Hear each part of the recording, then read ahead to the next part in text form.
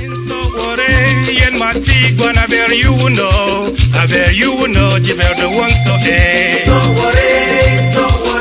yen mati gwana ver you know, jiver the one so eh.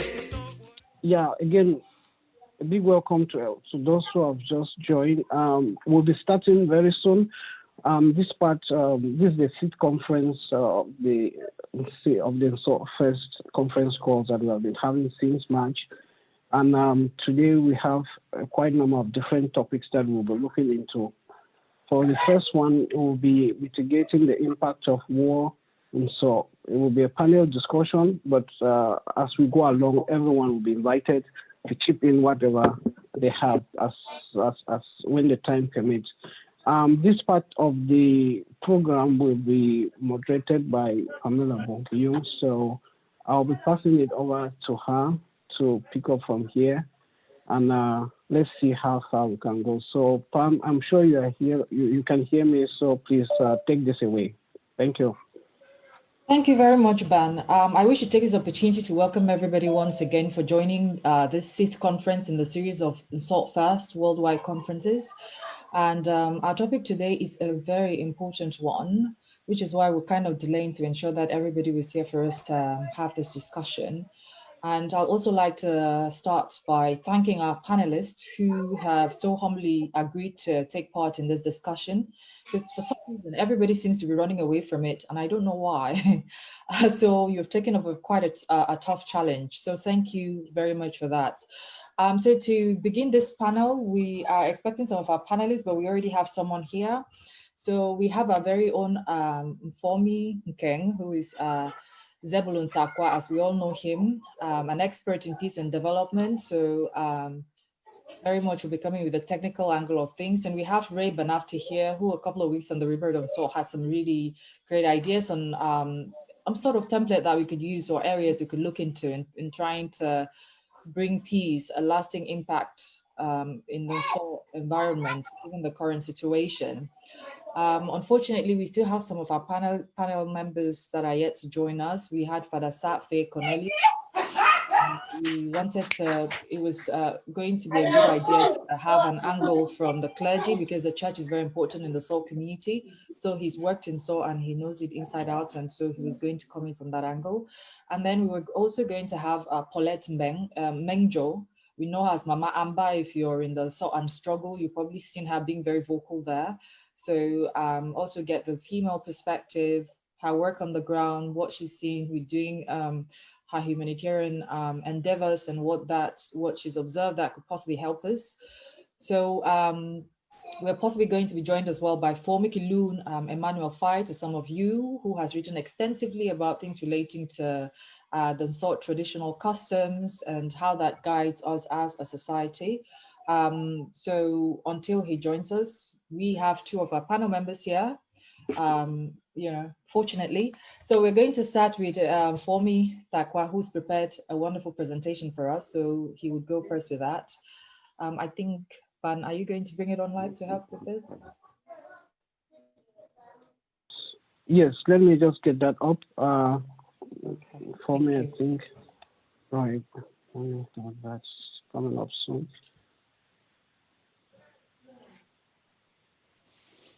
Or I can share my own screen. Yeah, no, how it is coming up. Okay. That's fine. Yeah. All right. I don't know if we can see that. Just tell me if there's anything I need to do or how you want it. But yeah, that's it. For me, can you see this? I'm seeing very well. I'm seeing very well. Yes. Great. Yes. Okay. So yes. Now it's over to you for me. Thank you. Very. So how long? 10 minutes maximum or less? 10 sounds already good, so that other panelists will have more to do. But yeah, I think it's 10 sounds. Okay. Quite no, very wisdom, very so adam. Aviaden fola aviaden evitum. The son see maintainen fen. You will am on. I'm longi, I'm color tankinada lame lamobara. Before ye checher, But at the widow cave new movie, we had to allow you are lucky you are GV for soon can the lamso aqua mummy where more facility for shui more than ye. So we are the version of the local new bena, Tangada lamso do my see. Aveles Africa, we are I'm on surface. I'm going we two are very fair. Thank you very much again, the organizing team. When you reach out to me, you remember just recently, I said, yes, this is a topical issue that nobody has all the solutions and no solution is going to be perfect. But that the only way going ahead is to do like COVID, because I looked around the world and I realized that no country said that they were able to cure COVID. Yet we are hearing every day that we have killed and discharged thousands, and there was a debate around. So how are we doing it? It means no matter how difficult it is, we have to begin a little bit and see how we can begin to save lives. Because, and that's why I like the topic, mitigating the impact of the war, but I change a little bit to conflict so that we begin to look at it from a different, the conflict. War will be something very specific. And why I'm talking about conflict is because of the fact that there were existing conflicts around. And with this other bigger conflict that has come, like the giant one has come, and then also some are popping up what I can call secondary conflicts, and they will continue to be even in the post-conflict. If we were to say we've declared the end, you are going to see other conflicts that either remnants of the conflict that affected us to that extent, or the ones that have become like offshoots of this current conflict. And so I thought I should call it now mitigating the impact of ongoing conflict in SAW. And I'm just highlighting 3 key areas: the issues, the efforts required or efforts being done, and the challenges that lie ahead. Next page, next slide. Yes, this next slide, I picked it from one of my notes just to share with you what we call the spectrum of conflict. And it is relevant, though this one is looking at the more bigger dimension of it. But I just want, don't be confused about the reds and the blues, but just look at the mountain that you are seeing on top, something that's, and look at the 3 or 4 faces of it. It is the one in you know, the one that we written in white ink. You see escalation. The phase we call escalation. You see the phase we call armed conflict, which is what we are in now. And then you see the phase which we can call post-ceasefire phase. And towards the right-hand side, you will see peace, something referring to peace, and so on and so forth. But the most important thing is this spectrum there, we use it as a theoretical you know, way of looking at conflict. And it starts. It does not start at an armed conflict, but it starts as a conflict, existing conflict. It may be latent, it may be, and then it grows up until that point where hostilities begin. And so you have that, of course, it goes up, and then it reaches a point where everybody is talking about a ceasefire or a formal cessation of hostilities or of the armed conflict. And that's what, if you can look at our case now, that's what people are saying now, that where is the ceasefire? But as soon as we have that ceasefire, where we can now say, this is the termination of hostilities, we will then be looking at what are the issues that we will do to sustain the peace and go into the recovery phase. But I can already tell you that it is never very easy, because even when you are past that stage, there is still the threat that that conflict could erupt. And so just look at it. The first phase before the escalation reaches, you can do what we call prevention. This phase where the conflict is still ongoing, you can, whatever we are doing, we can term that mitigation. You look at the line, the small box, you know, rectangular box, which is below. And the phase where you say we have had a ceasefire, we could then say, okay, theoretically or in real sense, we have terminated the conflict, this termination. But we will then be going towards what we call in the peace but if there and then there will be threats or of armed conflicts, or maybe some people may not agree, some groups that may not, and so on and so forth. That is theoretically what you usually have. And when you look at the spectrum of peace operation, or whether peace operation, you look at it in the bigger United Nations peace operations, or in any other one, you realize that the peace operations also differs depending on the phase of the conflict in which we are. But don't get confused there, but I'm just giving you this, you keep it in your notes as just to say this is the spectrum. But the good thing there is that for you to look and say, where are we? We are still in the armed conflict phase. We are still looking forward towards a cessation or ceasefire. And then we will see how we can effectively build the peace. So whatever we are doing now can only mitigate the impact exactly as we have all agreed. Next. The next slide, please. Yes, are we together? Next slide. Yes. So this very short presentation, after that diagram that I've tried to give you a view of where we are now, I would just want to say that in looking at the stakes that we have in a conflict, ongoing conflict in South, and by implication, generally, the part of Cameroon where we are talking about, the Southern Cameroons, those who know the historical issues, or those who are calling now Ambazonia, don't be afraid to call any name, because these names mean a lot to the people who are on the ground. And so when we sit here as people who are looking for the solution, let's understand these sentiments. But it depends on what we're doing. But for the sake of this, I'll be calling it, whether I will call it Noso or Southern Cameroons, whatever, but just understand that So is deep in that territory. We are dealing with an active conflict in which the access into the ground is still a nightmare.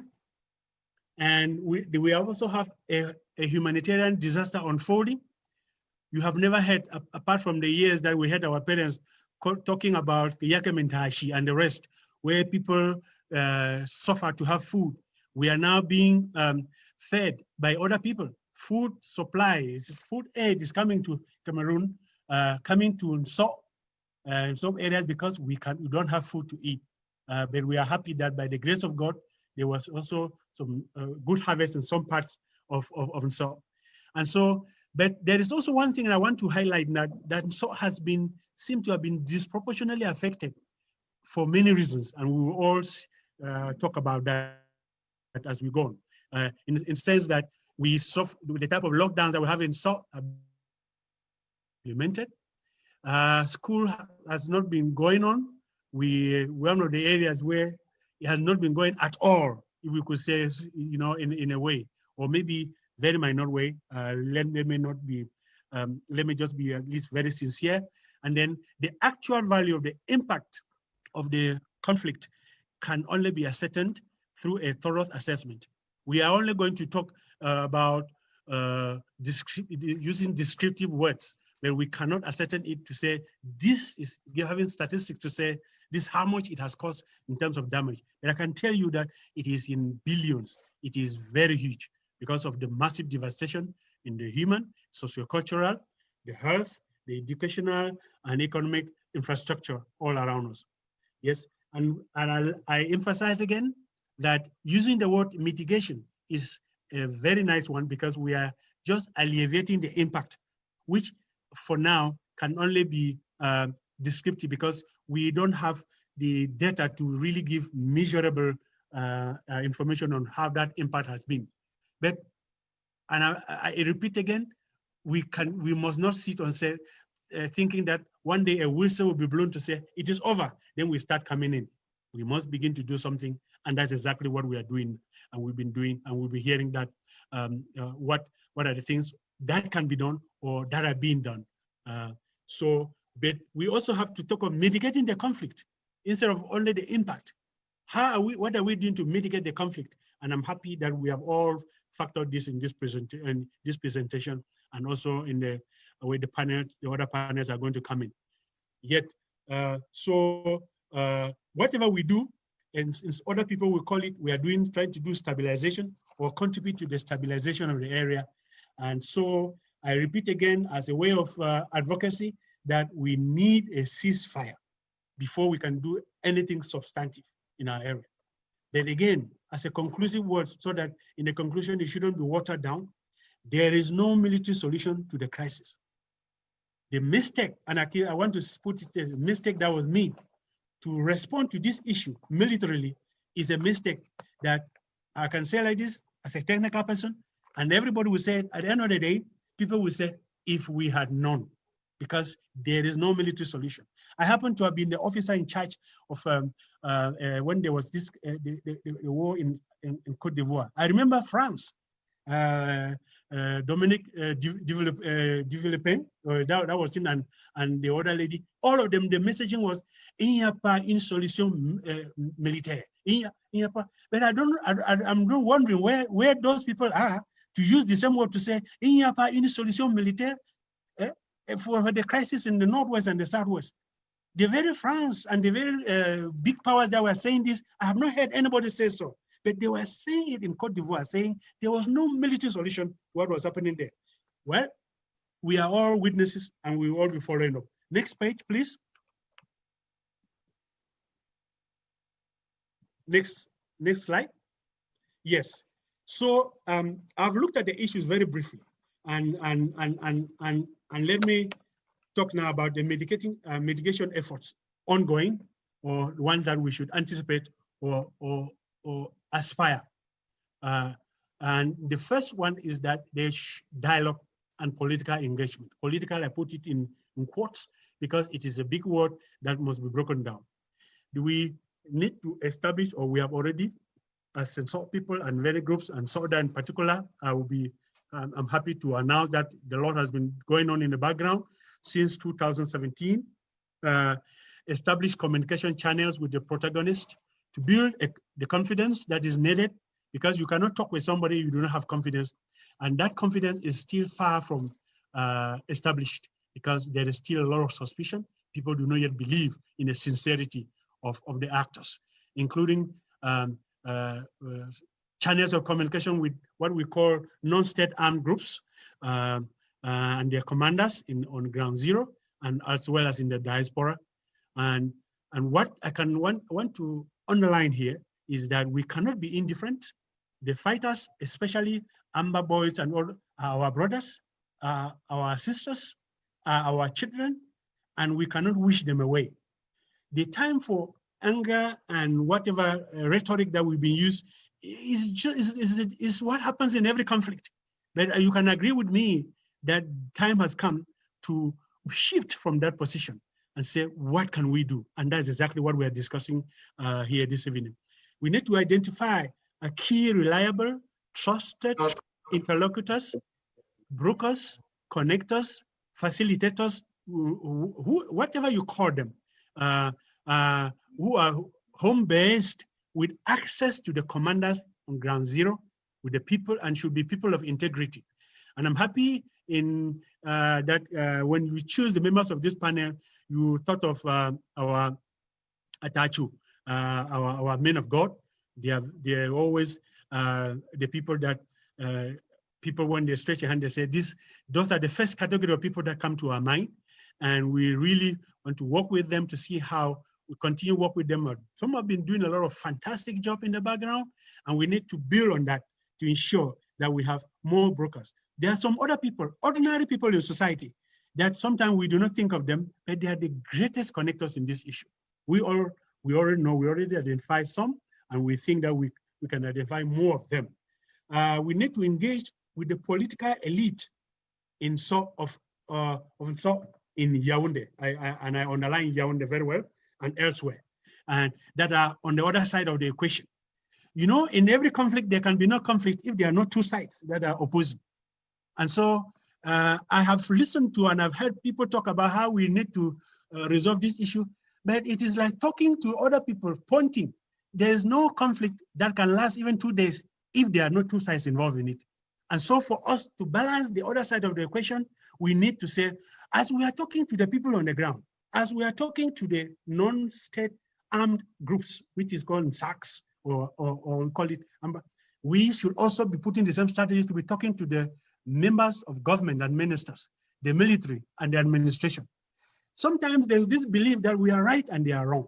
The we and the they, it is not understood. When you come into a negotiating table, then you realize how wrong we have been and how far we have gone in expanding that rift and instead of closing it up.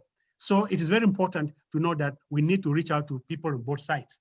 The next level of mitigation is the humanitarian and social, which here I will summarize in two broad areas: the provision of relief and humanitarian support, and advocate for access. And I can assure you that most of the people, especially our president of SODA and his team, is from his organization as an organization, but also as in SODA, and he's wearing many caps. They've been doing a lot of work. There are many other organizations. The Catholic Church has been playing a fantastic job here, and other churches as well. And if I name and mean other people and I don't name the others, it doesn't mean that I've ignored. I'm just using an example so that we can know. They've been doing a lot of humanitarian work and humanitarian support on the ground with regards to this. They have also been negotiating access, and access can only be built on those who have confidence of the people you are talking to. And I can tell you that is a very important issue. Some people may be wondering that you will need to pass through some gatekeepers before you reach there. It has happened in every conflict, whether it's Afghanistan, whether it is the DRC Congo, whether it is South Sudan, whether it is even in the war-hit other parts of Latin America. Access, negotiating access is something you cannot do without. The next point in the humanitarian side is then securing unfettered functioning of hospitals and resumption of schools. I do not want to belabor this, because whatever happens, if the hospitals are not functioning, if the schools are not functioning, we will end up having a more severe and a deeper dimension of this crisis. And so I'm very happy that discussions have been going on this whole idea of school resumption. Since this topic is not talking about that, and I hope that in the discussion this will come up, we can all help see how we can move here. But I will also, as somebody who has been doing a lot in this area, to say we may have very high expectations, but that we may not have that, that 100% response in these areas. But whatever opportunity we have, let us make the best out of it, because this is very key in pushing forward our humanitarian agenda, the functioning of schools and hospitals, because health, whether you are on which side, everybody needs health. And as you could know, when they was fighting, and so whether it is the people of the other side or the non-state actors or the soldiers they are hit, they are looking for the nearest hospital. So hospitals should be allowed unfettered functioning and access. But schools as well, where we are all saying that, like my friend from the ANC in South Africa told me very recently, I've been sharing with everybody I see, and I will continue to do that. He said, his name is Vasu von Gunden. You have never heard of him. He is the head of Accord, Alternative African Center for Dispute Resolution in South Africa. It's a huge and renowned structure. He is a South African of Indian descent, but he was a frontline ANC gentleman, advocate, and he was based in Zambia. And he told me a while ago, he said, Takwa, we made an error in South Africa. We said, look, liberation before schools. But so we soon realized that liberation before schools was something that we have shot ourselves on the foot. And we are advising that anywhere in the world where people are under the same yoke, we should never make that error again, because school and liberation struggle are not incompatible. That means they are what? They are compatible. So you could be going to school and you could be you're waging the liberation struggle. Point number 3, and last in that dimension, is the economic empowerment, which is part and parcel of the mitigation of the impact. And what would that entail? Livelihood support and access to farms and businesses and quick impact projects. But here I want to say that the core, the backbone of the subsistence of our people back home, and so there's almost no single family that has not passed through this is farm. whatever people are doing, even they don't have oil, even they don't have salt put in whatever they are eating, their ngashinga, their cassava that they will harvest, their corn that they can roast, and even the fufu that they will cook and have their access to their nchem and whatever is very, very important. And so they saw people, we are not used to giving handouts. And so sustaining this livelihood by having access to the farms is very critical. I know that in some areas where there has been fighting, their access to the farms has been compromised. We want to work hard and continue to do so, to say, let us not, impede or impair that issue of food that will be on the tables of our people who are back home, and the livelihoods and the businesses, because every other thing we need money. Whatever we are doing, we turn around, we need money. And people usually want to remove money from their pocket, what they have done to do whatever we're doing. But of course, we can support, we from outside, by also bringing in some quick impact projects that can alleviate the plight of the people instantly. The next point then is markets and public transport resumption. It's a strategy, like I talked about schools. And in everywhere you had liberation struggle, whether it's in Latin America, these have been dilemmas. If you don't have access to the market, where will you sell the things that you are trying to manage to sustain your livelihood? It should not be collective suicide, but there must be all this access to the markets. And then when you have this livelihood, then you can continue to make your point, and then continue to, prepare for this dialogue that everybody's waiting for, and it will come, whether now or tomorrow, it will come, because no war has ever ended anywhere without a dialogue. And of course, transportation resumption is also one of the areas that we think that once these are there, then we can likely say now that we are mitigating the impact so that the people do not suffer more than they have suffered to this extent. And the point I'm underlining here, which is in highlights here, is that the role of the diaspora, which people cannot ignore it again, the role of the church and religious bodies. When I'm talking of the church, I'm talking of the Christian body and the Muslims, who are also a very significant group in our place.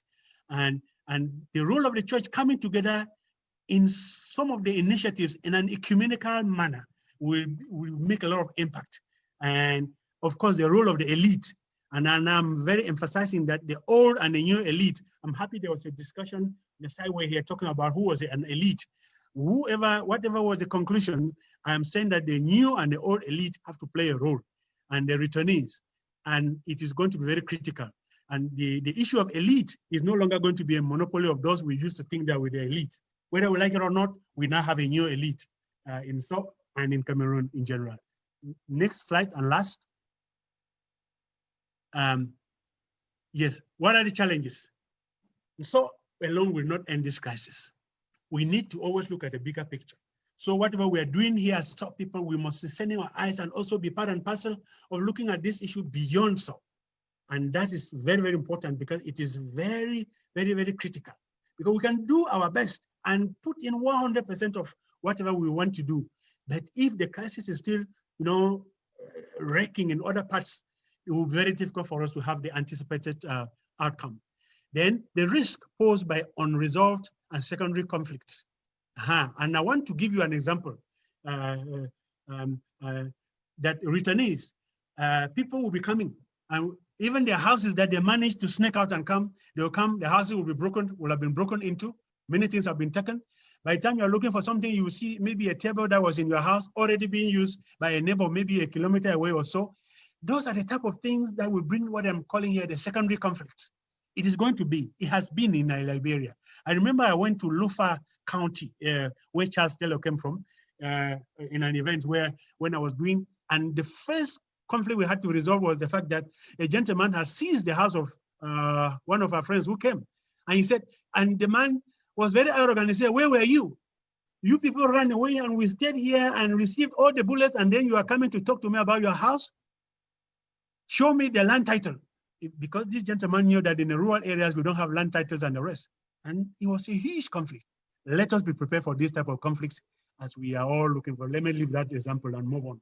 there will be fears of reprisals and revenge, which is a challenge on how we're moving forward with these mitigation efforts. There's lack of sincerity in the dialogue that we're talking about. You hear dialogue is a rhetoric.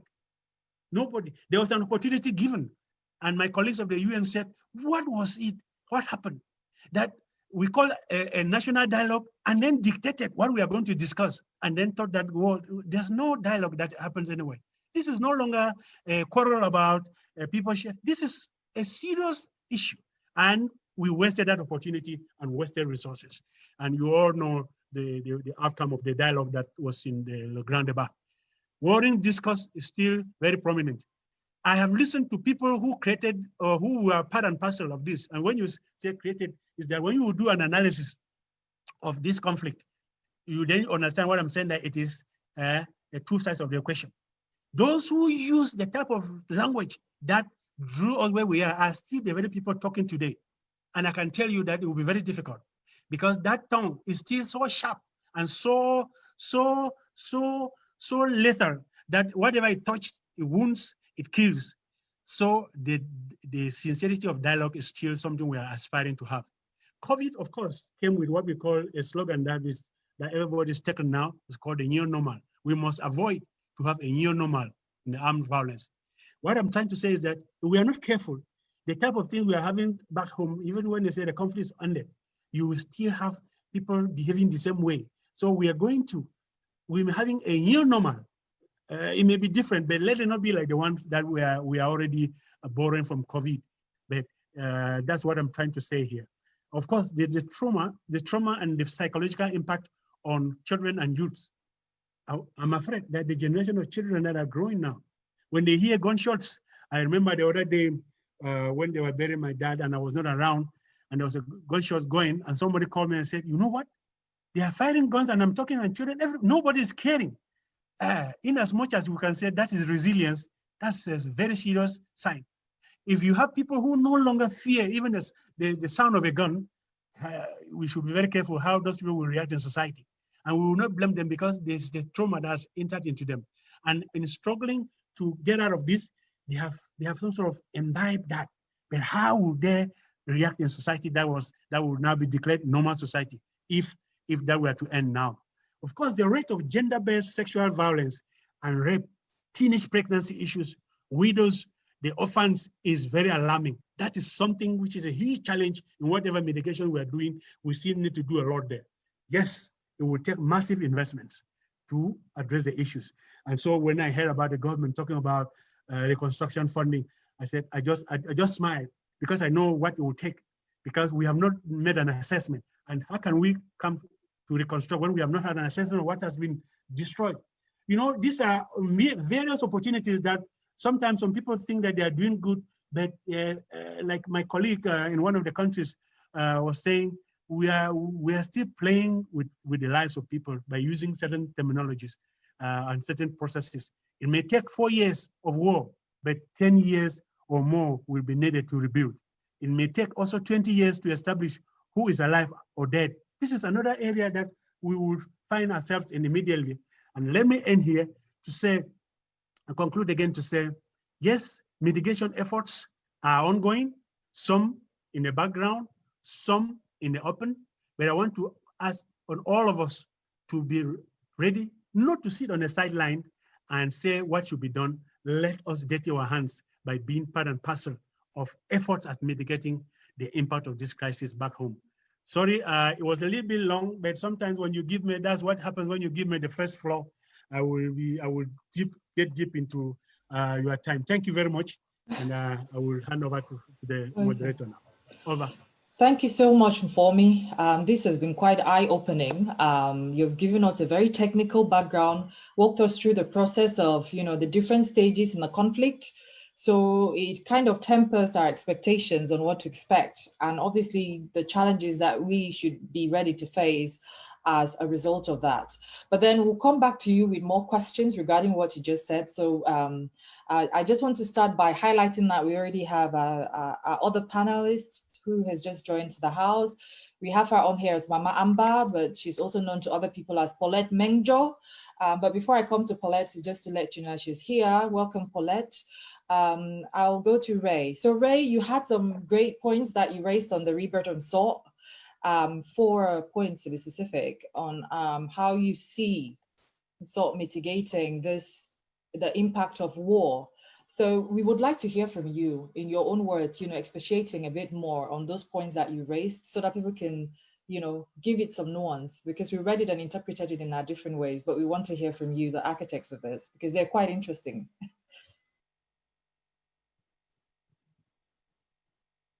Sorry, Ray, you're muted.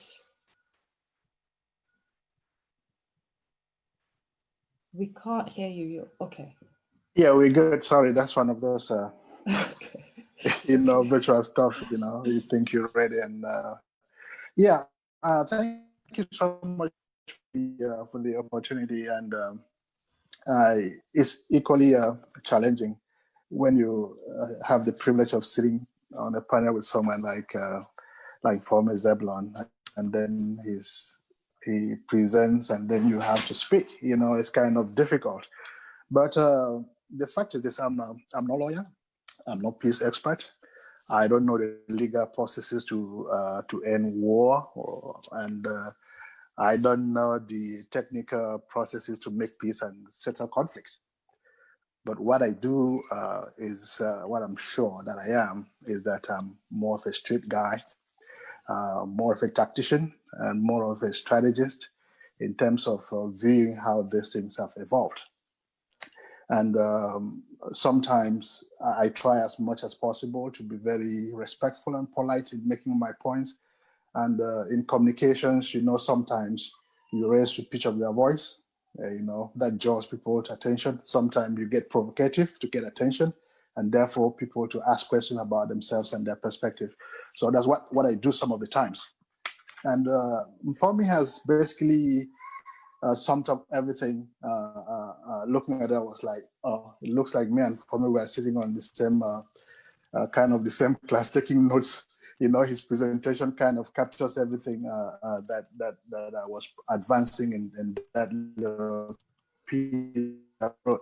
And one of the reasons is that in this era of fast news flow and WhatsApp communication, you want to be very short, brief, and to the point as much as you can, because you make it too long, people don't read. And that's part of who we are. So on that point, what I will be doing here is I may just have to offer some of the, in quotes, kind of street perspective to some of the issues that for me has discussed, because it's kind of like taken the entire global perspective of how to mitigate conflict or mitigate the war. And my specific attention is in SALT, because like he says, SALT people will not end the war. And sorry, there's a call coming in here, I'm using my phone. So SALT people will not end the war, but at least we as SALT people, we need to see how we can mitigate the impact of that war on our people and in our community. So we are strong, and we have folks like Femi with a lot of expertise, a lot of talent, and with his diplomatic tentacles, we can be able to know what to do and what not to do, because he lives conflict. He resolves it.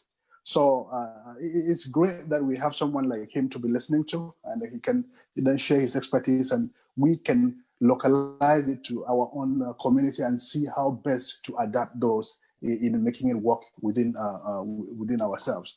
As you will recall, I was one of the very few persons to write something about the SALT First campaign when it started. And part of my advocacy was, let's do this dual strategy of, talk rebuilding and then do mitigation. And the issue was, when the thing started, you see some of the things that the war was doing on our people, and you're like, are the boys fighting for us on our behalf or fighting against us? And that has been one of my greatest concern. So it is so great that we're now taking this and at least discussing it, and some of the things happening in the background to make sure that we can, minimize the impact of this war on our people. You know,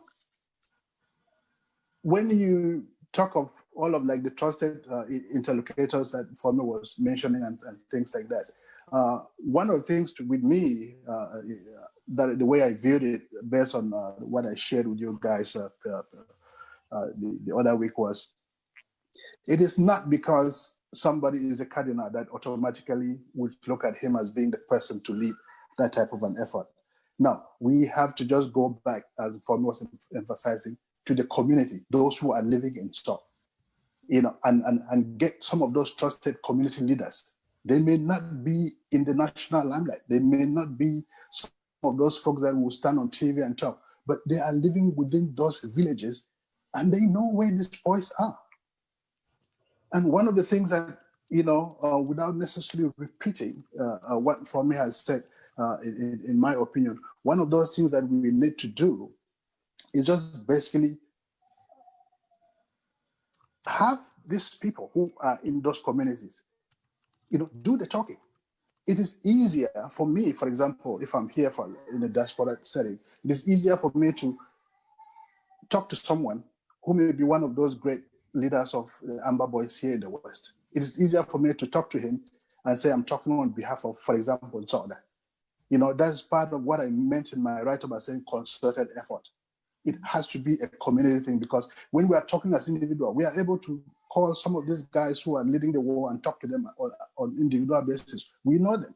But the difference that it will make is that if we are doing it as a people and talking to these folks and someone knows that you're calling him because you have been sent, for example, by Zoda, which is the only organization now that kind of, you know, trying to bring people together, he will be listening. And one of the things for me I said is, when we are talking to them, don't blame those people. They are doing the best thing they know how. When some people are oppressed and subjugated and gone through everything else that is very inhumane in the world, you don't just blame them for reacting the way that's the only way they have. So let's first of all listen to them. When you get to them, listen to them and understand why they are doing the things they are doing the way they are doing. When you get that, then try to use their own words.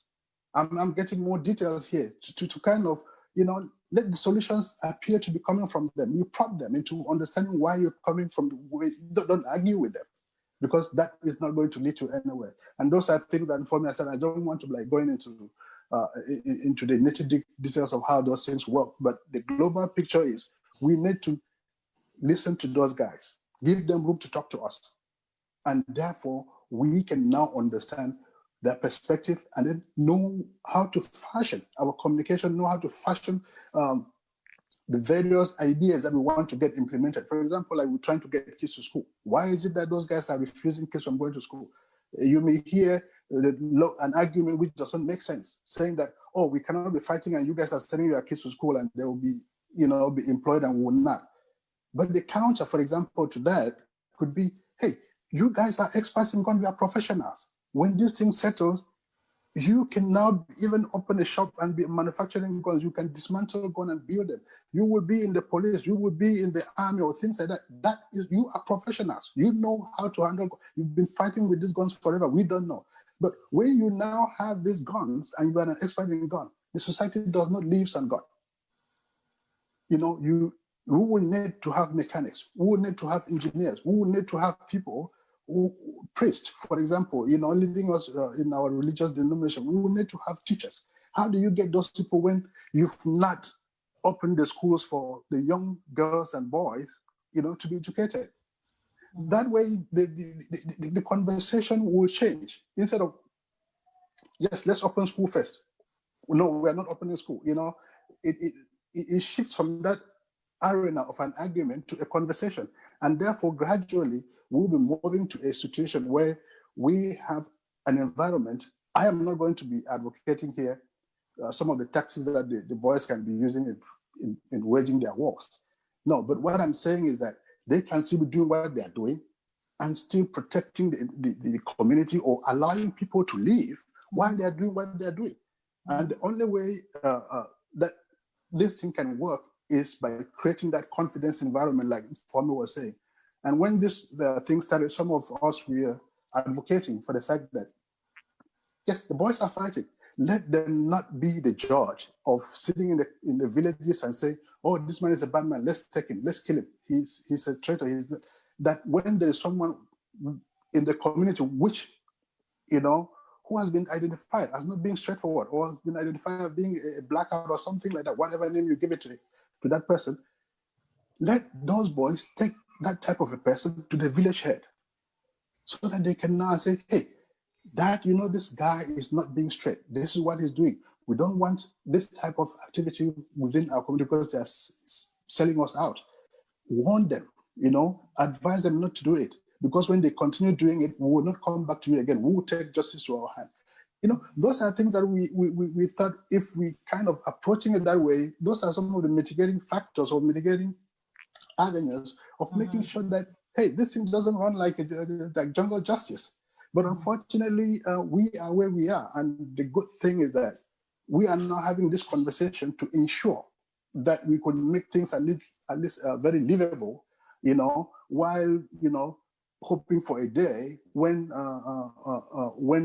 war, there will be ceasefire, or when the war ends, and then we kind of like go back now and see, hey, these plans that we have to kind of start rebuilding the community, how do we get started? So the details of all of these things are, there's a lot of nuances in application, and none of them, you can be pretty perfect that it's just going to work the way it is been prescribed. There will be challenges, because even when you have a ceasefire, an accident may occur and someone is killed, and the other party will think like, oh, you've broken the ceasefire, I have to revenge. And, you get some of those hotspots, coming up now and then, but the overall goal is, when we have built this mechanism where you have folks that can intervene within our community, it is easier for us and stop people, to ensure that at least let the war be fighting, but at least we should still be surviving and having some sort of, unquote, normalcy within the abnormal environment that we're operating in right now. Yeah. And just to add one point, just from the basis of the street argument that I'm talking about, you take, for example, like my village, we do not have a lot of farms within the village, but we travel to a different location to farm. 80% of the villagers, and they do that, and they have to transport that food from the farm back to the farm, back to the houses. If you store the food in the farmland, you will go there and that food is stolen. You will not have anything. So when there is a lockdown and there's no transportation, within a year they have only one planting and harvesting season, and the food cannot be transported to the village. How do you think those people are going to survive?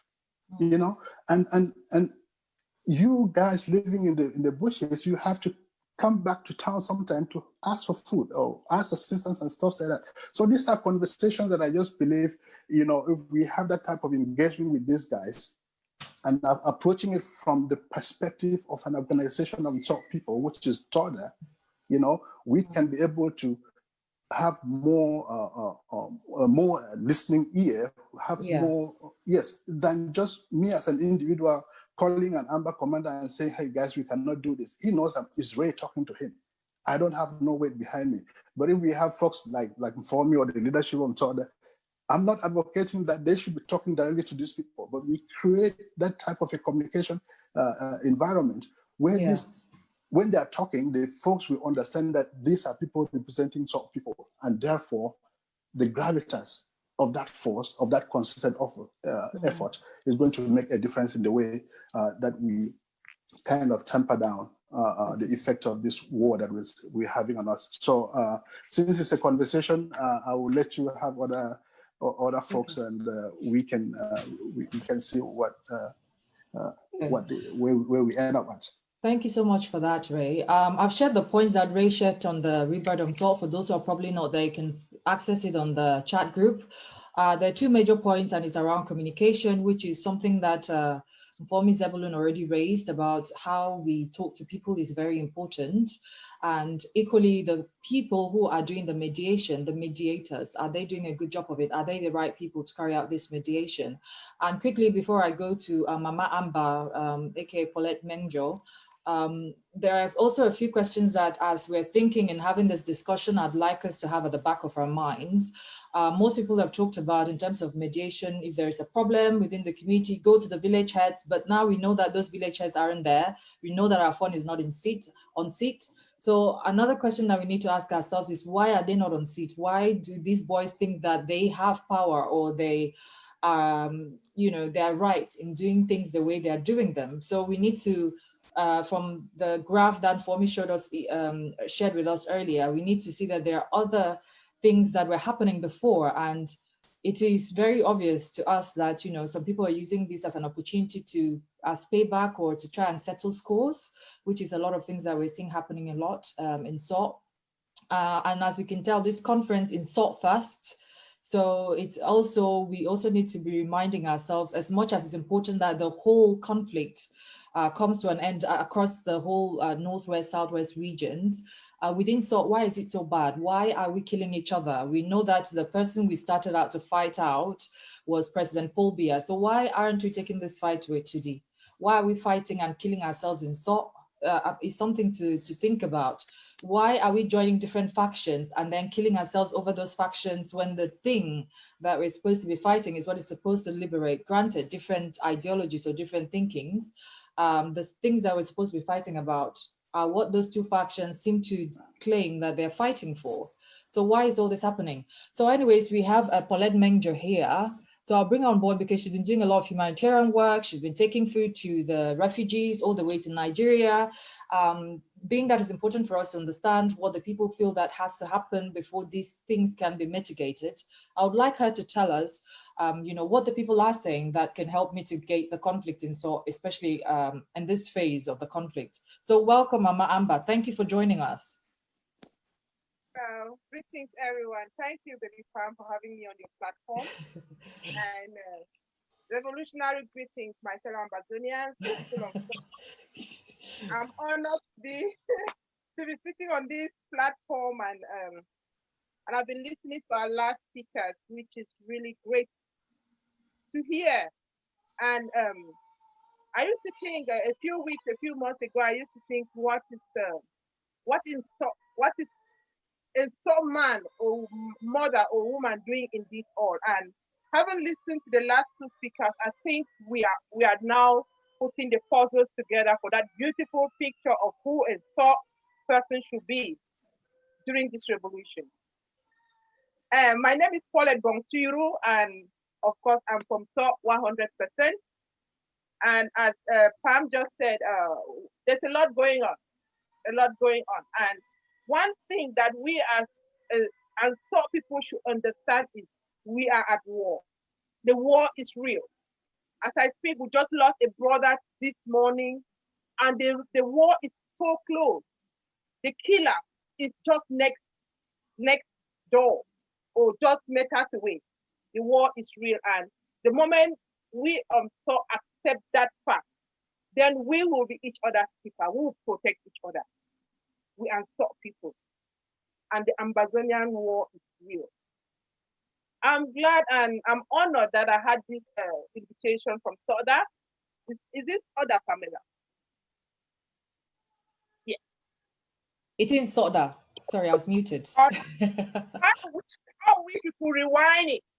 So that Soda should have come for the invitation, or Soda should go for any invitation that is being sent out there by any Bansor group or any Bansor tribe. It's very important. As our brother said, we cannot do cosmetic fixing here. Even us in the diaspora, even we drop the checks of thousands of dollars, thousands of pounds, we are not there. We don't hear the sound of the guns. We don't see cops littered in the streets. The community, we cannot bypass the community to go and do cosmetic fixing. We have to go to the community. And who is the community? It's our mothers, our children, the defenders of our life. All of them are very, very important in whatever thing we'll be doing.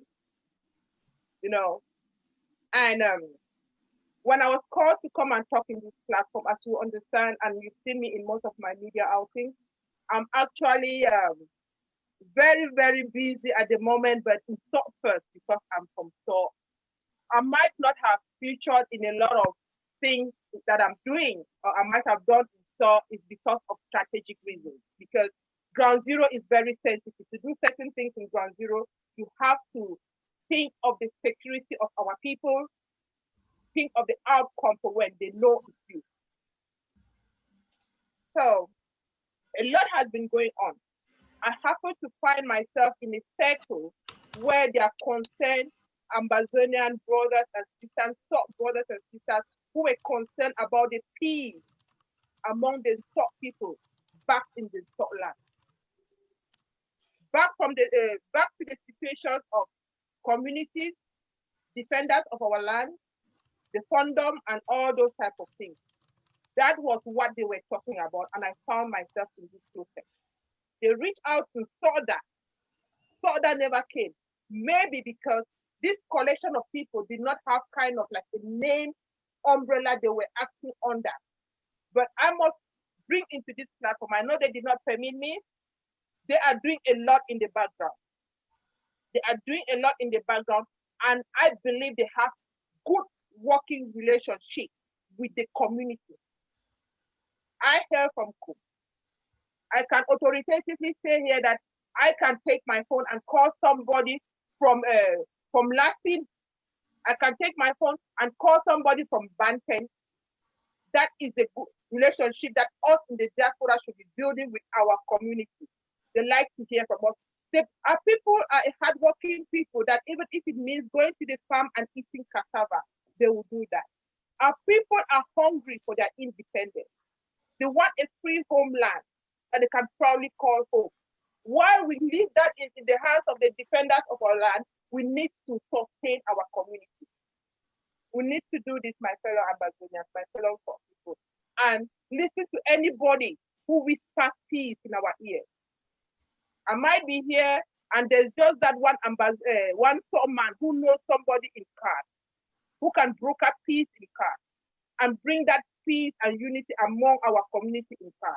Let's give a listening ear to anybody who suggests anything positive towards bringing peace. So why is our Papa God not in his own land? Why is he? For me, I know he's on exile. Wherever he should be home, gathering his people.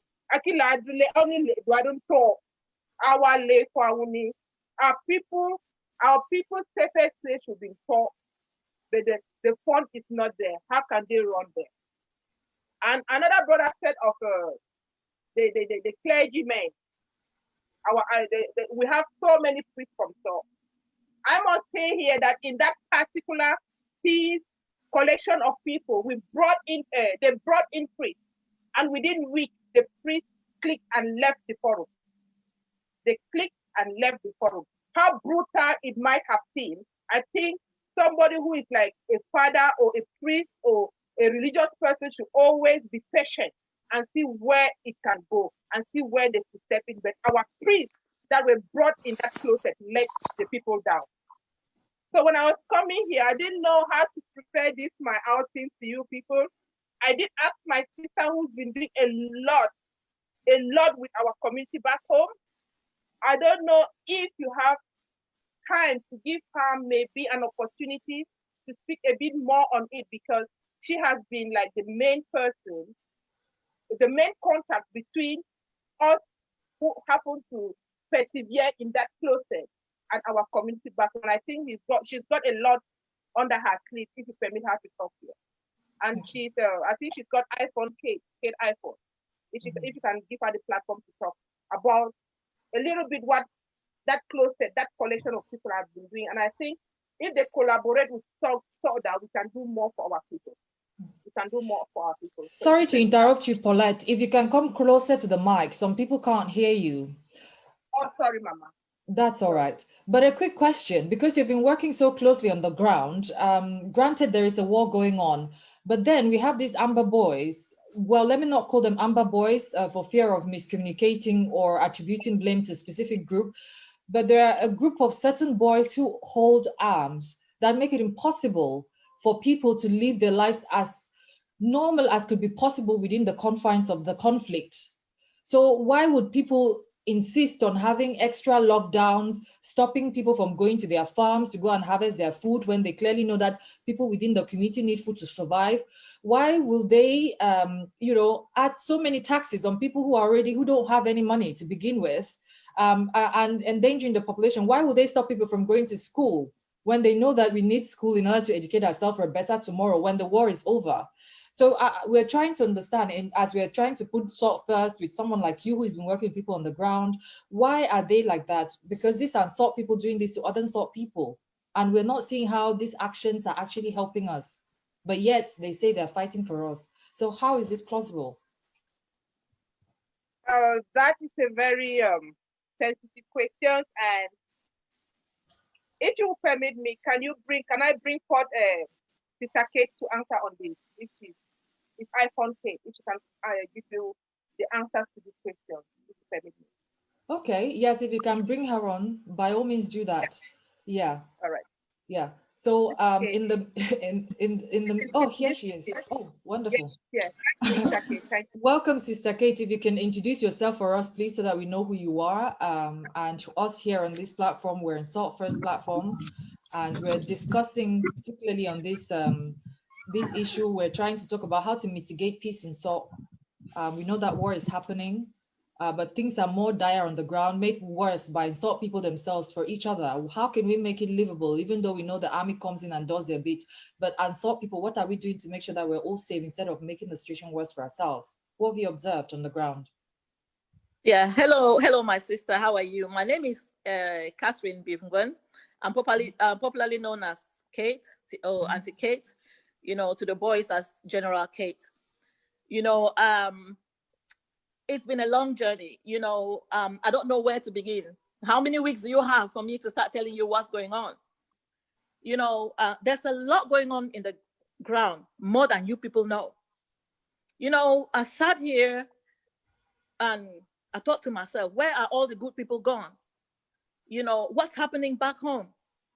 I actually spoke to God. I said, God, what's happening in SALT? I'm more involved in SALT, than anywhere else. Or even though it's taking me to other places, but my main focus is on SALT. So we formed this peace and unity group where we had a backlash from many SALT people. They invited people to the group, they didn't join. Eventually, we formed another group with the boys. We successfully got the two groups together. First, let me start by saying I'm a neutral person. I'm in no group. I'm not affiliated to any group. I'm not in any social media group. My capacity with the boys is like the mother. They know me as their mother. So we uncovered a lot of things why this came together. First, the reason why there's problems between our boys back home is because of some of us in the diaspora, some of the leaders in the diaspora who are greedy, who wants a name for themselves, or I don't know whether they work for La Republic or anything. These boys back home are very vulnerable. Most of them are young. They have no experience. For example, like there's a general who is so young and he's got so much power. This, for example, I'm not gonna give names. I'm just gonna give an example. How you give somebody money, somebody who's never even held 50,000 in their life, and you're giving them $1 million every month, and you put a very important,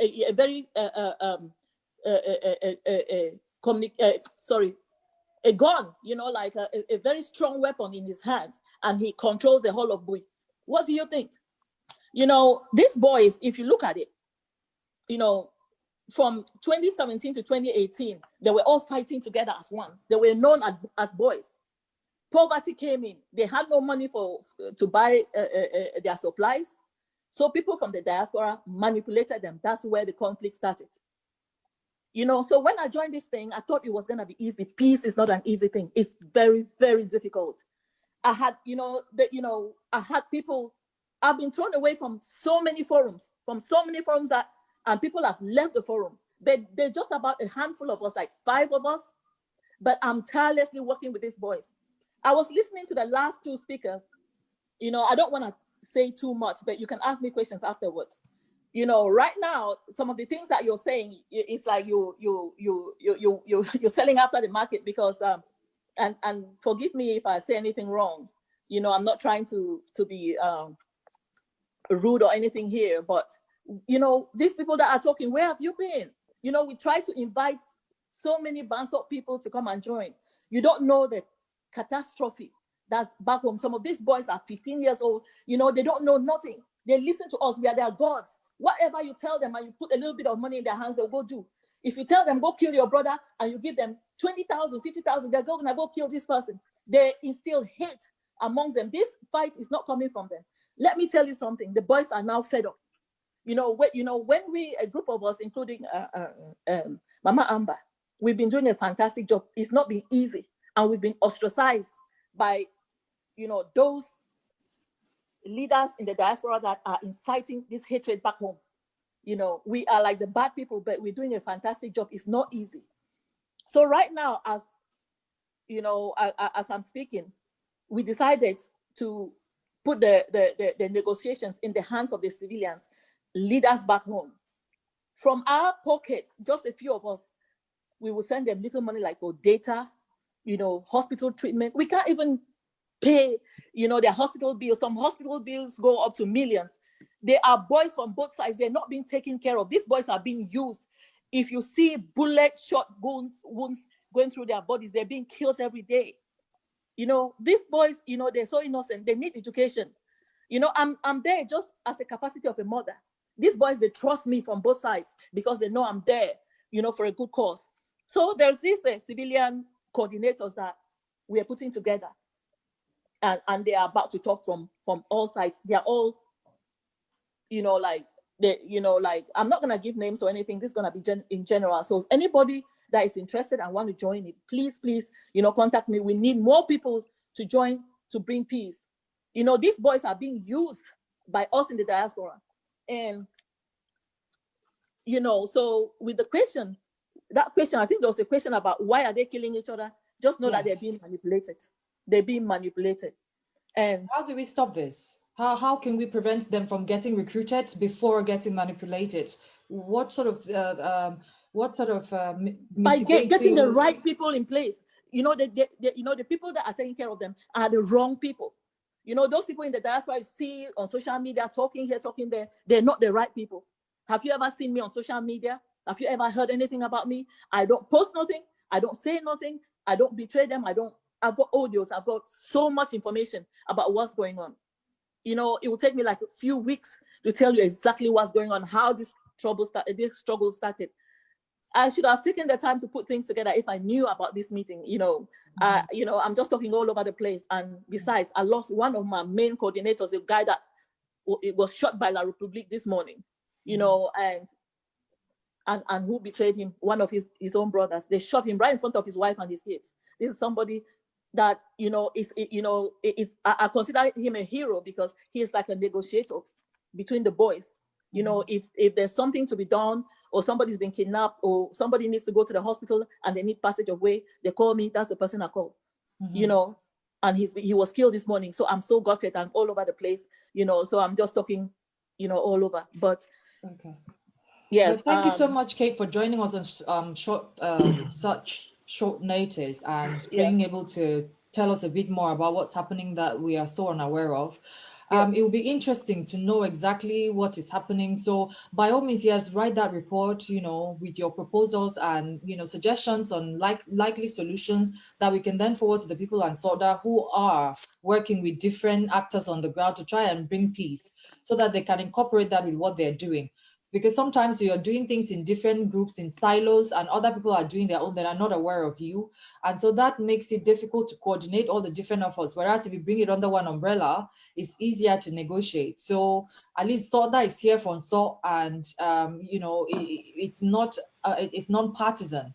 It's all about SOT first. And that's what we're here for, to ensure that our children aren't being killed, that we're doing what we're supposed to do to protect ourselves. Even if the army comes in, at least as SOT, we should be doing our own to preserve our own. but not, be fighting against each other. And I do understand that it's a difficult situation because with every war, the war economy comes in and it destabilizes things. There will always be selfish people, warlords who come in and try to exploit the situation. We're all aware of that. And we know that some of them come from us, unfortunately. But these are things that we have to be aware of and try to work around and, bring our efforts together as a collective instead of working individually. So it's good to know that you exist. And thank you, Mama Amber, for bringing her on board. So we need to hear your voices as well. Let people know, because sometimes it's not that people have ignored you, it's just that they don't just know what you're doing, or you gave the information to someone who is not particularly linked to them. I've seen, sorry, because we have very limited time and there's so much to discuss and there's so many people vying to talk. There's someone who's had their hand up, so I just want to bring them on to say what they wanted to say. I think that was Fomi Wong, if I'm not mistaken. Fomi Wong, are you still there? I'm trying to see because I saw a Thank you, I'm there. Good afternoon. Yes, please. My video, because of the network I'm using data, the video might not be effective. No, you don't need the video. We can hear your voice. Okay. That would work fine. Thank you. Thank you. I want to first of all appreciate the previous speakers. They've done so well. And one thing I want to indicate is the intervention from the two ladies who are acting with boys on the ground. They've said one thing that has touched me so much, which is the issue of peace. And everybody is thinking about Nso. And we cannot talk of Nso first without peace. Without talking about the peace of our people, the peace that we need.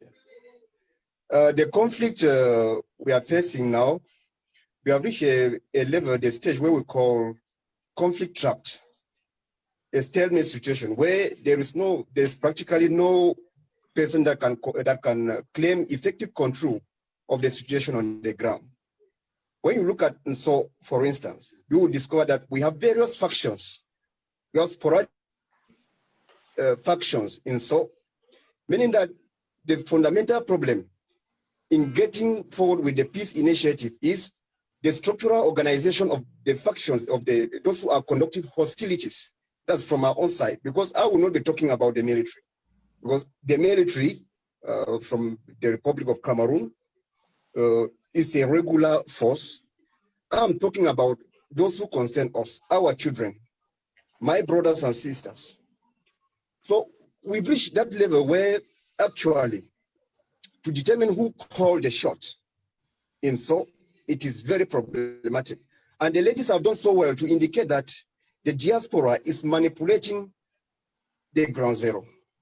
And when the element of manipulation comes up, it means the common objective is disappearing. If at one point our boys, our children came up to claim fighting for us, and at a certain point we are talking about manipulation, it means the previous goal has disappeared. That indicates the urgency, the expediency in which the Nso person, the Wirfon, has to get engaged in ensuring that peace return. And so we have what we call the political organization of our communities.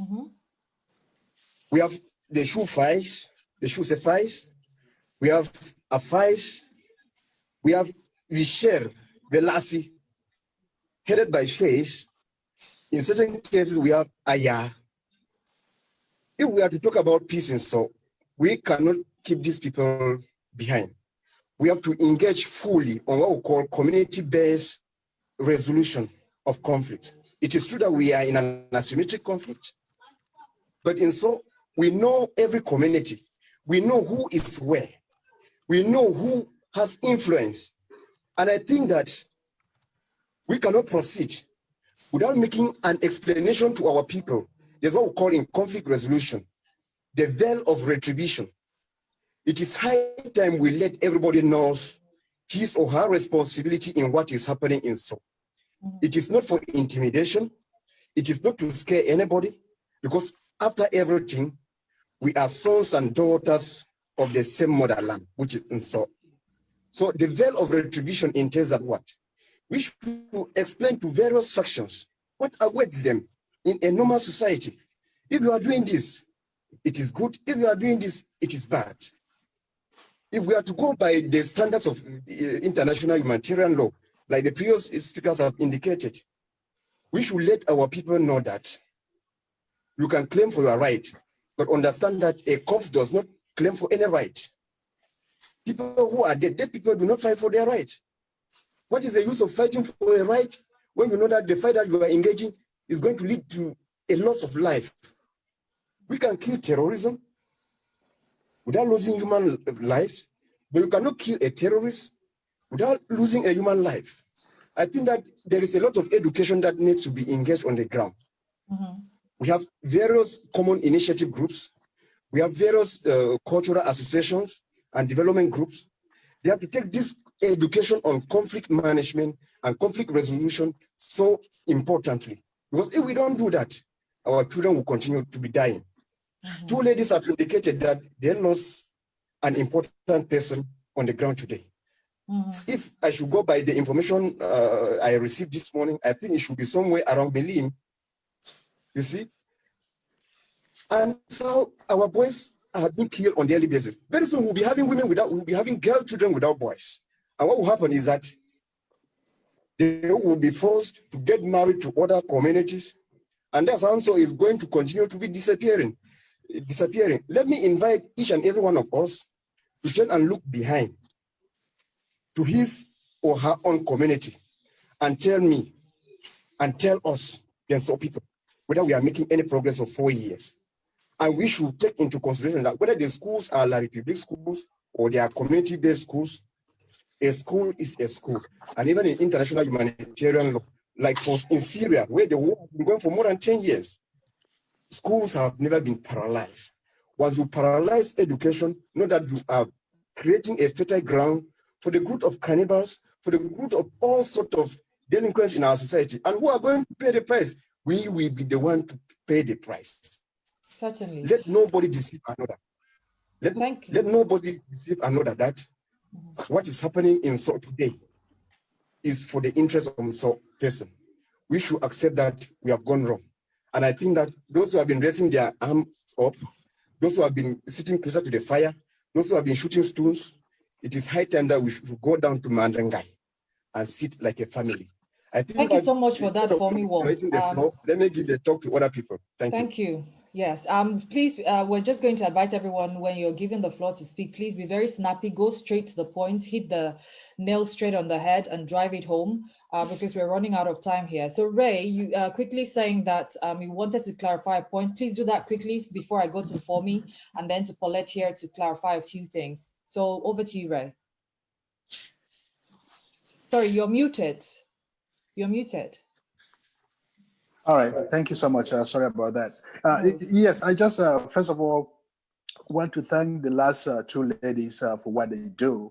You know, the passion with which they come to the table is very, very powerful. And I want to just congratulate them for having that conviction and taking the steps that they're having, you know, to make a difference is through individual efforts that we can galvanize the force that is needed to make a difference. And the only way that the individual forces are going to make a difference is if we put it together as a group. Just to the point you made, you know, doing things in silence will lead to frustration and accusations on things that we're not properly informed on.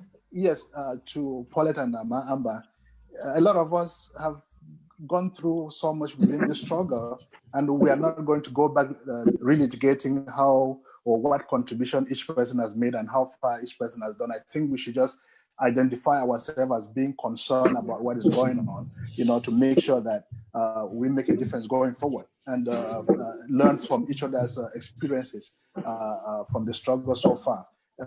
That is just what I want to make sure that we keep in perspective. The fact that we are working in our individual corners does not minimize what other people are doing in other corners that we are not aware of. So let's just be inclusive and welcome every idea. The beautiful thing about this platform is that at least it's bringing people together and we can identify those individuals that are much more involved and can provide more information into us, making a difference in our community. And so we need to do something. We can't just let it go the way it's going. And I think I will just be calling on, I don't know one sort that is doing, I know they're doing a lot, like for me, I alluded to. Let us just make sure that we get more inclusive and make sure we use available channels in a very effective way, to make sure that we don't dilute and create more confusion. But okay, thank you very much for that, Ray. Yeah, I need to quickly go to Fomi Takwa because he keeps coming in and out, so I want to catch him before he leaves us again. So Fomi, you've heard from Fomi Takwa. I don't know if you can hear me. You're muted. Yes, but I can hear you. Thank you so much. So you've heard from Mama Amber here. We've heard from Auntie Kate on what is happening on the ground. We looked at your conflict and what are the conflict and the spectrum of peace operations graph that you shared with us, and linking that to the mitigation that we're talking about in terms of SORT. We're talking about peace a lot, but peace in the absence of justice. And then we're also talking about lack of reprisal attacks. So in the SORT situation, for me, how do you think that we can actually mitigate this thing if we're trying to bring peace and there are some who would feel in the community that there is no justice yet? Because, why would people decide to arm boys who don't know any better to terrorize the communities in the name of fighting for that said community? What is your take on this? Thank you very much, Pam, and let me also add my voice to congratulate our wonderful ladies who spoke before to me, and I can assure you that everybody has learned something, and positively so. So, and I think that Pam, as a moderator, and you, the extra effort that you made to reach out, that is exactly what we've been looking forward to. So the more we will continue to spread our tentacles to understand who is doing what, the more we will understand how all of us have been doing a lot, but not knowing who the next person in the next room is. And that's something very fantastic for me. In the issues that they raised, yes, very pertinent. We're going to see a lot of that. But I also know that because of the nature of this conflict, a lot of people are shying away. There are a lot of people are afraid to be tagged A or B. I remember when I discussed with my counterpart in Cameroon, the German lady who came before she left. No, she told me a lot how nobody wants to talk about this. No, even when you raise this, no, they said, no, don't put this. And so there are still so many don'ts and don'ts and don'ts. And that is the issue. But Pam, as you are saying, when the genuine effort will come to peace, most people will open up. There are lots of people who, like I was talking about, the connectors. And I'm very sorry to hear what Kate talked about, somebody who was just killed as a connector. That is the problem that we're talking about. And that's the problem I'm saying, that we need to be linking to people on both sides of the equation. Like I said, in fact, in one of the forums, maybe he's not here, I told people that we have to learn from mathematics. When you see any equation that is in a disequilibrium, there is one side that must be reach out to another side before you balance that equation. So the way we've been talking about conflict is just always pinpointing here and there. And it's like, before this war erupted, Cameroon was a land of peace, and everything was all the way honey and was all flowing. We all knew that we were already at the precipice, because even from the governance side, we know the stalemate. And the attitude which we took from the political divide, whether it was CPDM and SDF, is just confrontational. It is the same attitude that we have put into this conflict. So that is something that is not new. It has been there. It's just that this one has now gone to the bloody side. It was always like that. When you hear what people say about their brothers and sisters, you wouldn't believe. And that's not what politics was supposed to be. And that's not what it is, even in some countries, even in Nigeria here, where here people spending fortunes to do it. They don't go to that extent or that we are doing in Cameroon. So our own came. And so my point is, let's focus our discussion on what can we do more together? How can we reach out to build a platform and expense of all these people who are helping in mitigating the impact of the crisis on the ground? We may not totally agree with each other as at now, But this is also part of this conflict. That's how it's going to be. But let us agree fundamentally that we need a ceasefire in this war. We need genuine dialogue, and we need to begin to protect those boys on the ground. They are our children. They are going and push the other side. Some of them are boxed somewhere, fine. But sometimes for me, it doesn't end there. When you begin to analyze and say, why, you realize that the last why, we realize that you see your hands holding another why, the reason why whatever is happening when all of us are involved, and so on and so forth. So let me not go so much, but just to thank again the discussion that's going on, and to say, I think that 1 hour, 2 hours will not resolve this issue. I think we should continue to build on this, and then to update each other. Where are we now in mitigating the impact of conflict back home, so that we can constitute a group of like-minded people who are pulling on this and reaching out, people like Mama Amba and the rest, who's very courageous and doing a lot of work, because it is that projection, as you are going with a humanitarian, identifying yourself to be a trustworthy partner, that then you can now sit and become an envoy for the peace. Sometimes if you do not do like that, you are not going to get the headway. And we are learning, because Cameroon, or like any other country, nobody prepared for this. So people will be trying to do something good, but end up doing something else. There's still a lot of fear, and there's still a lot of apprehension on what can be done. So for me, just to cut it short because of the time factor, to say, let's focus this one on listening. And I'm happy, and I would like to do the listening more now, to hear these perspectives, so that when we're building the next phase, we should then be saying, what more can we do together? What more can we learn? How can we reach out? Because some of the things that we need to do, it is the people like Mama Amba, it is the people like Kate and the rest who will reach out. It may not be you, and it may not be me. But when we have a common goal, we begin to reach, and then begin to humanize people rather than dehumanize. Because when we dehumanize some of these folks, it will be very difficult for us to reach out to them.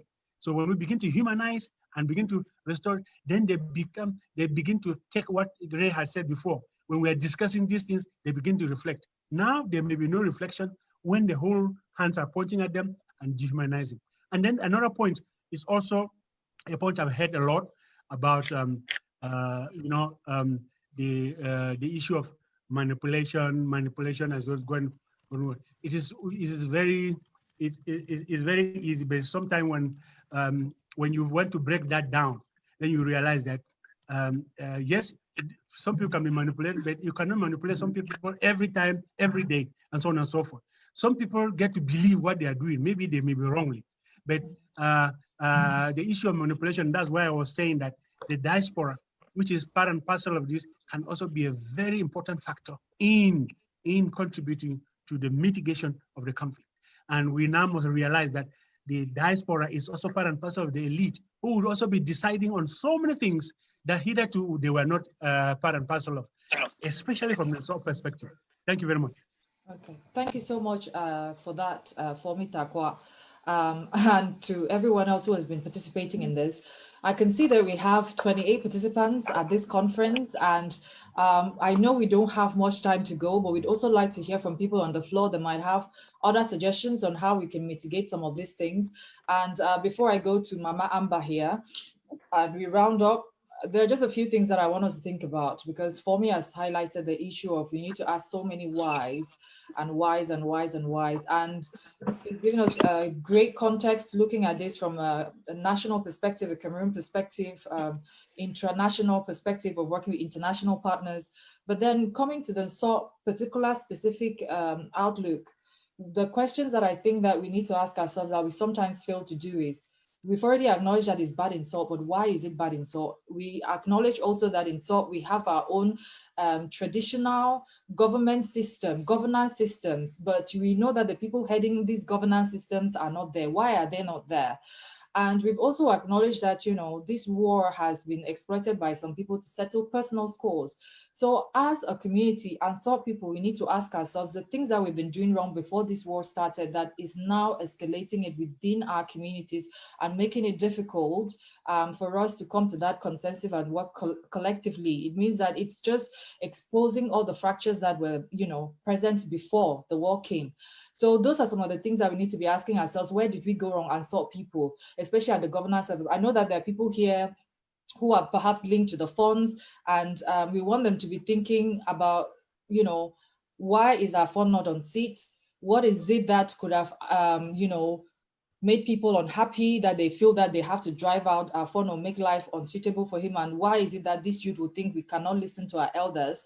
What is it that our elders have not been doing properly? Have we been respecting our own rules and you know, our rules and regulations? Because traditionally, we as SOT people, we have very strong foundations that we've thrown to the wind, and people seem to not respect them. As we used to back in the days, there were very strong ways of you know, of resolving issues, but we came to a point where, you know, things have been, I can say, degenerating, and we can acknowledge that they've not been going as they had. If I can recall properly, for those who are on the Rebirth Forum, there was a question thrown out for people to name, you know, who their favorite or mentor person that they look up to, top person was.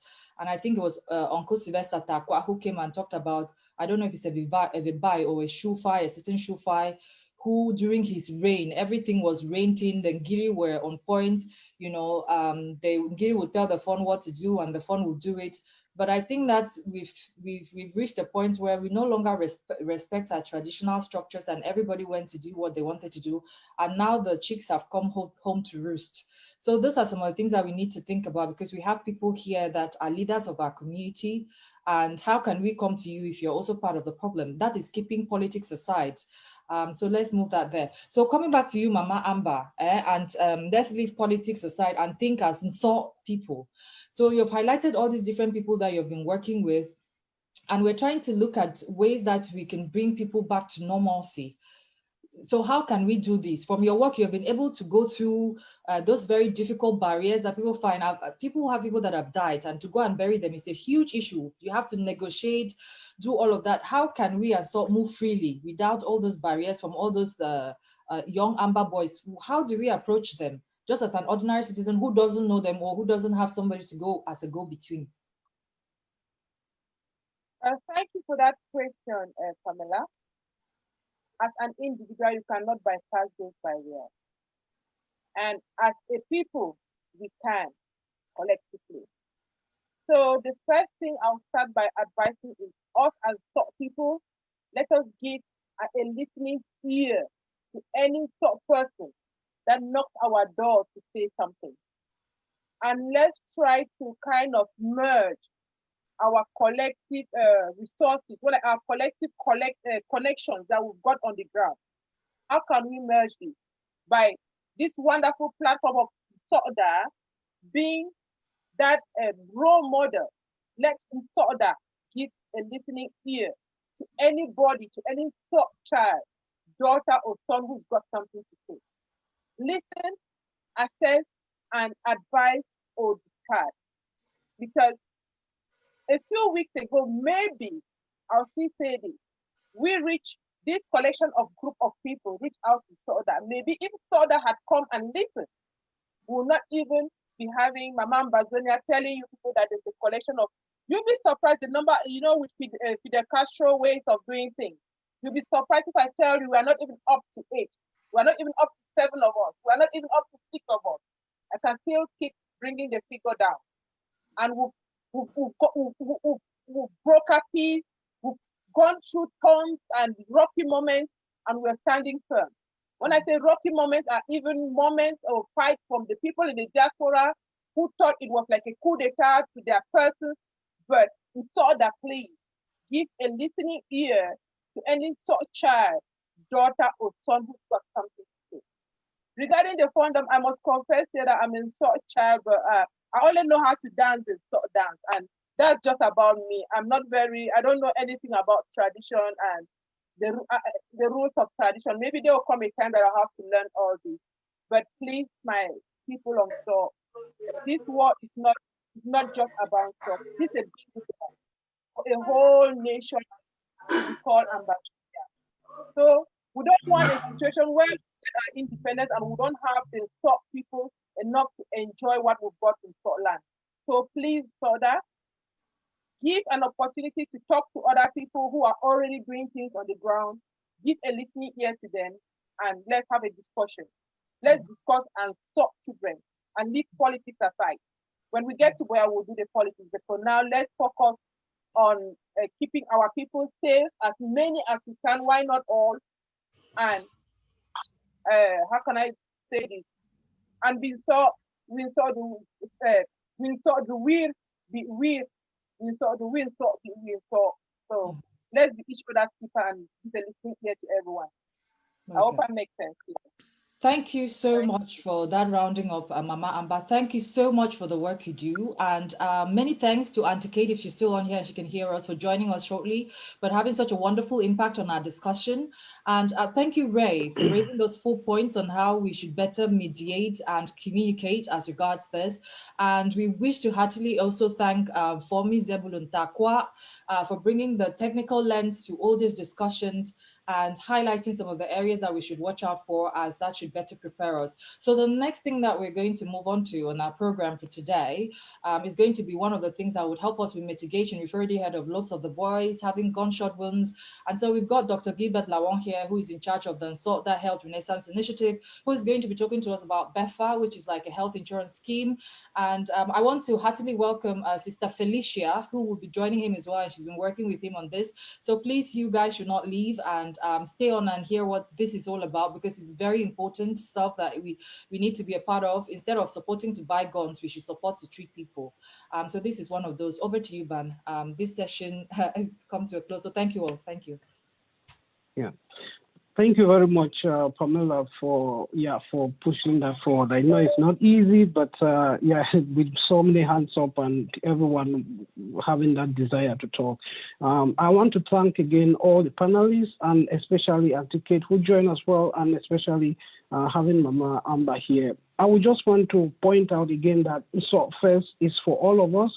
Unsought First accepts everyone, because our focus is we are leaving all the differences, all the things that actually do that try to separate us, be it politics, be it whatever. We are focused on, for us Unsought people, what can we do to ensure that Wirfon continue to be that to be in that state that we want to see. So I really appreciate everyone who has contributed, and for those who feel like maybe they have been neglected, I think some Amba really said about then maybe so that should listen. What I'm saying here, as I think I'm just pushing one for me.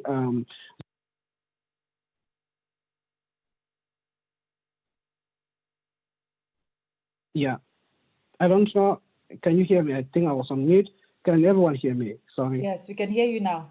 Okay, great. Yeah. So we just want to ensure that everyone is on. We are all having this conversation, and the most important thing about Unsought First is what any person is doing. Are you doing it for the interest of Unsought? Are you doing it to benefit Unsought? That is the message that should go to everyone across the board, whether you're a fighter, whether you're in the diaspora, wherever you are. If you know it's good for Unsought, then you are putting Unsought first, and that's what this mission and why we're having these conferences. And we're accepting everyone. I just want to say that again, because it's not like some people are being looked upon as not being those ones or the right people, but everyone is welcome. So thank everyone for having this conversation. It will continue, and hopefully this is going to be a lot. So worry, yen mati gonna ver you know, jiver the one so eh. So worry, yen mati gonna ver you know, jiver the one so eh. So worry, yen mati gonna ver you know, jiver the one so eh. So worry.